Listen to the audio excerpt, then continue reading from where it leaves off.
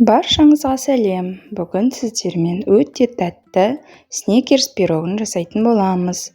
Ол үшін ең алдымен ыдысымызға жұмыртқаны салып, үстінен қантты салып, венчиктің көмегімен жақсылап араластырамыз. Миксер пайдалансаңыздар да болады. Қант еріген соң бөлме температурасындағы жұмсақ сары майды салып араластырамыз.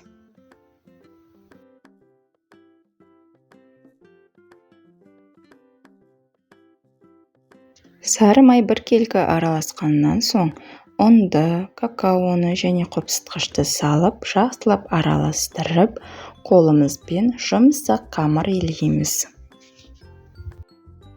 Қамыр жұмсақ әрі қолға жабыспайтын болып шығу керек. Бетін жауып, тоңазытқышқа 10-15 минутқа қоямыз.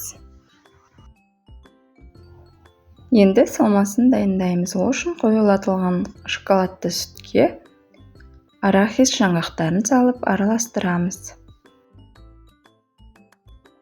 Қамырды видеода көрсетілгендей етіп табаға жаямыз. Мен диаметрі 24 см таба пайдаландым. Шанышқымен тесеміз. Үстінен салмасын салып, біркелкі жаямыз. Пирогымызды қызып тұрған пеште дайын болғанша пісіреміз.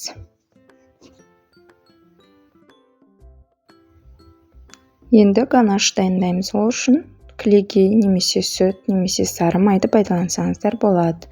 Мен кілегейді пайдаландым. Кілегейге шоколадтарды бөліп, водяной баняда ертіп аламыз. Еріген шоколад үстіне арахис жаңғақтарын салып араластырамыз. Піскен пирогымыз суыған соң бетіне шоколадын жағып, тоңазытқышқа шоколад қатқанша қоямыз.